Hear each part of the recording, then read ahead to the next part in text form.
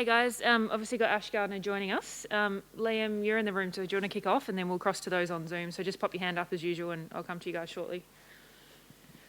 Ash, congratulations.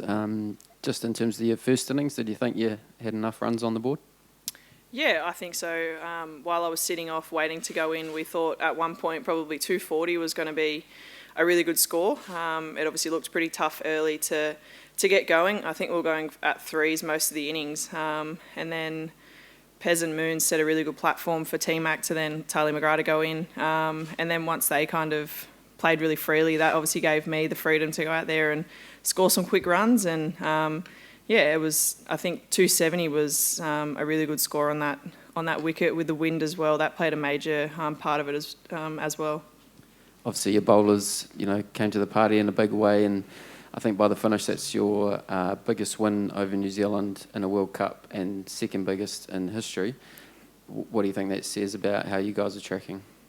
Yeah, I think Pez and Darcy set the tone perfectly at the top of the bowling innings. I don't think I've ever seen Darcy bowl that well, to be honest. And to take 3 poles and 3 really key wickets as well just shows where her game is at the moment. And I think with the wind behind her, she was probably bowling 5Ks quicker as well, and it just seemed probably too fast for them at some points. But yeah, I just think they set the tone early, and taking early wickets with this team is really key. Obviously, they're quite top heavy with some really big names. So yeah, taking 2 or 3 in the power play, is pretty crucial.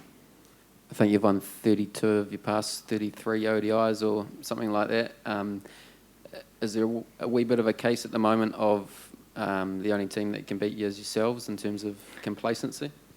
I think we're always striving to get better, and one of our values is being able to evolve as players and as a team as well. And I think we're never happy, I guess, with our performances, and I guess that's the beauty of this team is we're always trying to get better. And I think teams are capable, obviously, of beating us, but I think where we are at the moment, maybe complacency is the thing that might bring us undone. But in saying that, I think the depth that we have in Australian cricket at the moment is second to none. We can bat basically down to number 11 and be really comfortable for those players to be scoring some really good runs. So, I want to say that no one can beat us, but that's probably a little bit arrogant. So, I just say that we're just always looking to be better as a team. Cool, we'll come to you guys on the line. So Ben, might kick off with you. Hey Ash, congratulations. Can I take you back 11 days? What did you think when you saw that little line saying you were positive for COVID? I probably won't repeat what I said. I sent a photo to the doctor and basically said, I've got some bad news, and he pretty much replied, yep, that's bad news. So I was like, okay, great. And I had to do a second rat, and those lines came up even clearer. There was a lot of emotions probably that first half an hour, knowing that would mean that I'd miss 2 or 3 games. And I'm not a good watcher of cricket, watching my side play cricket. And that first game against England was really hard to watch. But I guess I just had to try and stay as positive as possible. At times it was hard. I was certainly getting over it. But coming out today and getting a win with my team, I guess just it was a good time to reset in some regards, but it was just a bit of bad luck, I guess. Heard you were quite active in sending some feedback from watching those games, though. And if you wouldn't mind, just sharing how sick you actually were, if that's not too personal. Say that again, sorry? And just the second part of that question is if you wouldn't mind sharing just how sick you were from COVID, if that's not too personal. Yeah, I was pretty lucky, really. My first symptom was just having a sore throat, and I guess we were having to rat every day anyway, and I was trying to blame the aircon at the start with a sore throat, but then obviously when that came back, I was like, okay, this is probably not ideal. And then I just had a consistent headache probably for about a week. And then from a week onwards to the end of the isolation period, I felt back to normal.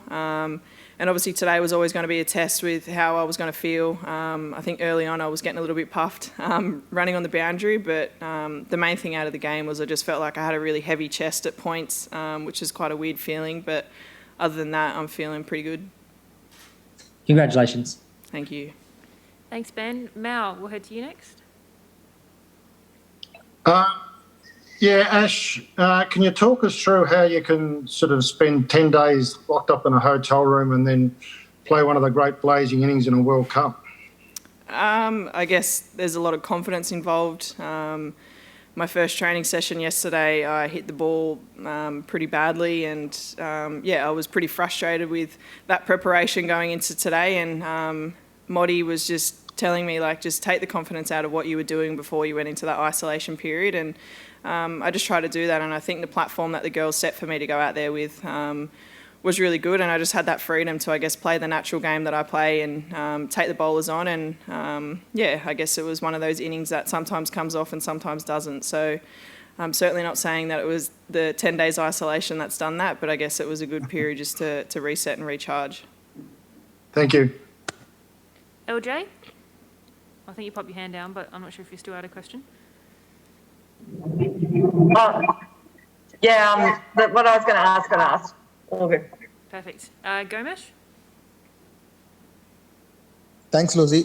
Hi, Ash. I just wanted to ask, the last time, Australia were here, Darcy Brown made her debut in the ODI as well as T20 format. How much she has grown in the last 12 months or so, especially from being a hit-the-deck bowler to see how she swung the ball today?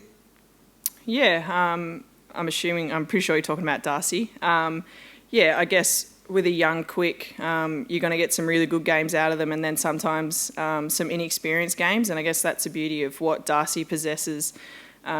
She's got that raw pace and sometimes scares batters into taking their wickets. But yeah, I think today she controlled the ball beautifully. She bowled really nice outswing, and a couple of times she was unlucky not to take the edge of Susie's bat, but I guess just shows the growth that she's had over the past 12 months.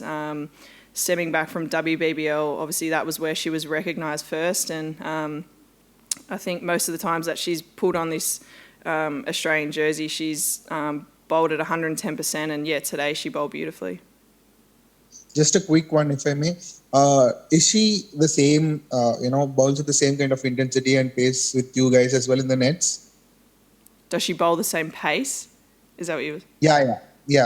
Yeah, she certainly does. And she does like to bowl bumpers as well, so that's always fun to face. Her and Tav Lemick, when Tay's fit, having two bowlers that bowl over 120 Ks is certainly not fun to face, but I guess it's good prep for players like Tahuhu or Ismail. Great. Good to see you back on the field. Congratulations on the win. Thank you. Kaylani? Thank you, Lucy. First of all, welcome back, Ash. My first question is, why do you guys always have to go with this intensity in the last 5 overs? That was kind of a discussion that you had broken up Otago Spark Girls 100th ODI. When you guys played last against New Zealand in the World Cup, it was Susie Bates 100 ODI, and today it was Katie Martin. So why is this that you have to break Otago girls' hearts? Did you get that one, Ash? No. So today was Katie Martin's 100th, and obviously didn't go well for them today. Last time we did it to them, it was Susie Bates' 100th. Okay. So just about us ruining the celebration for them, I guess. Okay.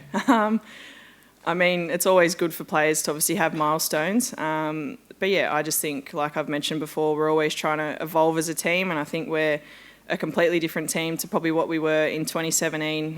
There's plenty of fresh faces within this side, and I think we've grown after that World Cup. There was certainly a lot of growing to do, and I think where these teams at the moment, there's some fantastic players sitting on the sidelines that could fill this team perfectly and play a huge role. So I think, just being able to evolve as a team is a huge one for us, and I guess never being happy with where we're at and always striving to be better. Also, a quick one, if I may, Lucy. Ash, are you aware of the fact that there's a T-shirt made in your honor? You, Beth Mooney, Alisa Healy, and Rachel Haynes, you were part of that 26 wins streak. Are you aware of there's a T-shirt made in your honor? I have seen it on Twitter, I think once or twice. It was pretty cool to be a part of that streak, and hopefully we can hold that streak for a very long time. But yeah, to be one of those 4 players that actually got to play every single game was certainly something that was pretty cool to be a part of. Congratulations on the game today and all the best for the rest of the tournament. Thank you. And Dan, last question from you. Thanks, Lucy. Welcome back, Ash. Given that you had the 10 days off, did your batting innings give you some confidence going into the bowling innings and how you were going to bowl?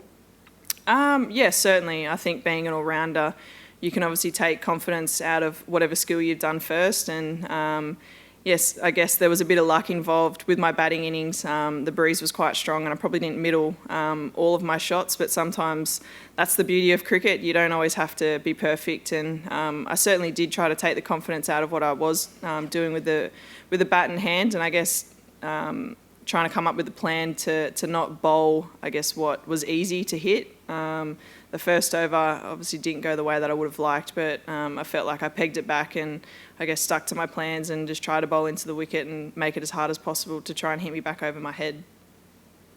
Thanks, Ash. Thanks, Lucy. Thanks, Dan. We'll wrap up there, guys. Thanks for joining us. We'll chat to you all soon.